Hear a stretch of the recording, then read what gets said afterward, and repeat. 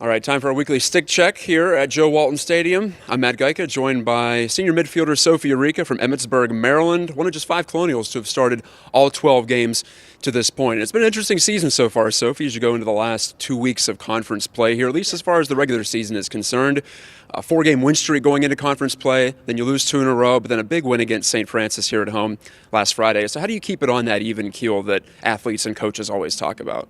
I think through both wins and losses, we're just always looking forward to moving on to the next game. Obviously, when we come off a win, we're a little bit more confident. And when we come back from a loss, we know that we just have to work a little harder that week. So. You're out of Emmitsburg, Maryland, one of many Maryland natives on this squad here. So is there somewhat of a camaraderie there? You're all here a little bit away from town, maybe about, 4-hour drive from home for some of you, maybe a little bit less, maybe a little bit more.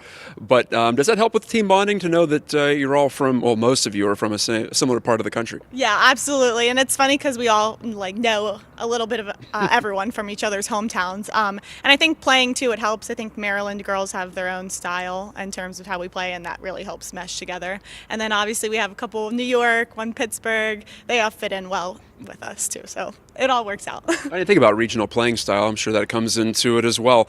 Well, let's keep it on that path, because just this past week you saw Carrie Sayrafe, your classmate, score 9 goals, breaking her own program record for a single game. It's the single game high for anyone in NCAA this year.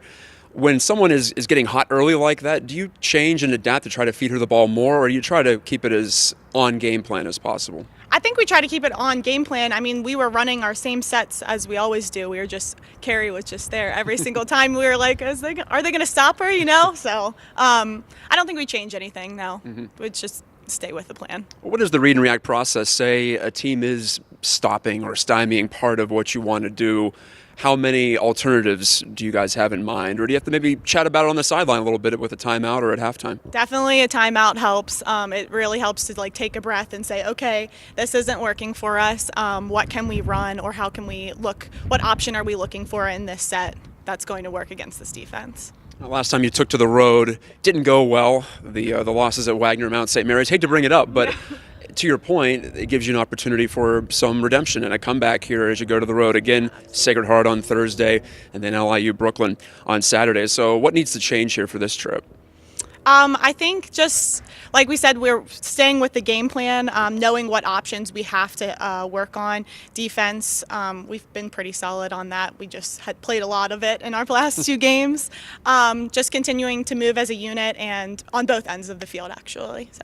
Okay, well, you can see the Colonials in action. RMUcolonials.com is the place to go for the video streams this weekend. Then we hope to see you here in a couple of weeks' time as we look ahead to the season-ending homestand. But for right now, RMU going to the road. Sophia Eureka and the Colonials taken to the bus here for the, second and final time in conference play.